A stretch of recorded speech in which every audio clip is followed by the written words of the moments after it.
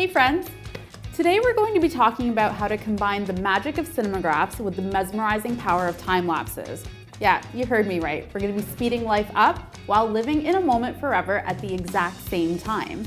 Messing with the laws of the space-time continuum is a piece of cake when you use Persecond for macOS and Cinemagraph Pro. There's a seamless workflow between both apps, which is all the more reason to create a time-lapse video to tell a deeper and more engaging visual story in a cinemagraph. By combining these two different styles, you'll create a really beautiful contrast between what's moving and what isn't, and make something really unique. Are you ready to get started? Let's dive in. Here's what you'll need. A camera. Because we're going to walk you through using Persecond and Cinemagraph Pro together, we'll be using a DSLR. You can also shoot a time-lapse on your iOS device by switching to the time-lapse mode in your camera. Then import the footage into Cinemagraph Pro and go from there. A tripod, as always.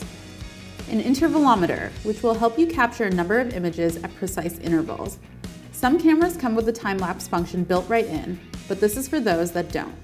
You may also want to have some ND filters on hand to allow you to go for a really low shutter speed. So there are a couple of ways that you can create a time-lapse cinemagraph. But in the example that I'm going to show you, we're going to use the subject in the foreground as the still component and the time-lapse in the background as the motion component. Before we get started with the time-lapse, we need to capture a still image of our subject which matches the framing and composition of the image set we will use. Shoot a few takes so you have a few options to work with. Now, let's move on to the time-lapse. When you're shooting a time-lapse, there's a couple of things that you should keep in mind in order to get the best results. Firstly, the longer amount of time that you capture, the more you'll have to work with for your time-lapse video.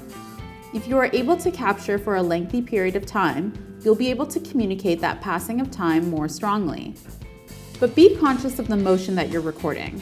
For example, if you're shooting a time-lapse of the sky, but no clouds are passing through, then you won't be able to capture a passing of time as easily. You want to ensure that there's a constant flow of motion, and, especially for the purpose of a cinemagraph, motion that can loop really nicely. You may want to consider how external factors like natural lighting can affect your resulting time-lapse as well.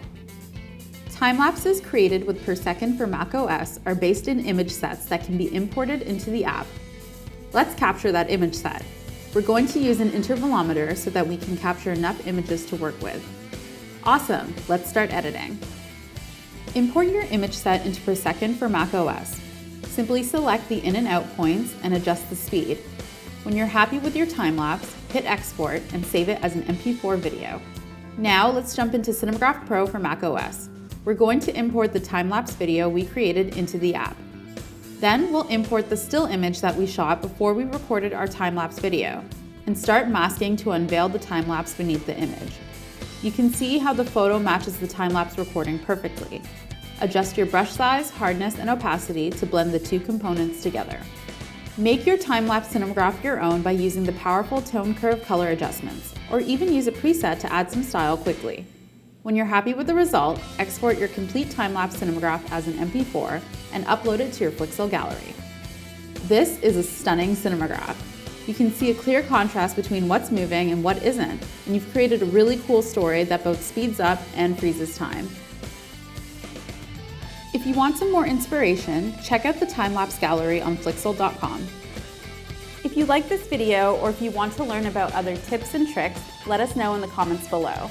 We can't wait to see what magical stories you'll tell next. I'll see you soon.